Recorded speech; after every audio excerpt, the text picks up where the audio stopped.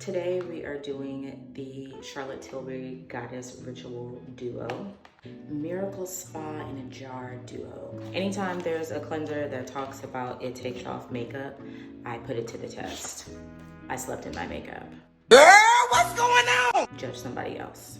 Ritual 1 was Citrus Oil Radiance Cleanser. A radiance boosting citrus oil that removes impurities whilst improving the appearance of tone, clarity, and texture. So this is the muslin cloth. I first started using muslin cloths when I started using Eve L'Homme cleansing balm. It comes with a muslin cloth. I feel like that one felt better than this. I'm not gonna say that that doesn't mean that this does not work, but we're about to see. Massage citrus oil cleanser onto the face and around the eye area. Gently immerse the muslin cloth in warm water and apply to the face to melt off your makeup.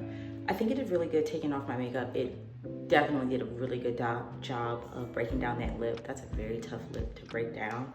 I do feel like it could have been a little bit better around the eye area, considering I didn't do any liner, lash glue, or anything yesterday. That was just straight mascara, just like 2 to 3 coats of mascara. Not bad. My skin does not feel dry, which is really good. I already have dry and dehydrated skin, and any cleanser that you use should not make your skin feel dry afterwards. It's too harsh. If that is the case, it feels good. On to the charcoal. A bamboo charcoal skin purifier that draws out impurities through the natural power of absorption. Massage charcoal cleanse into wet face until it turns white, avoiding the eye area. Wet the muslin cloth in warm water and then wash off. I'm loving how both of the products worked. For a full spa experience, steam your face with the muslin cloth.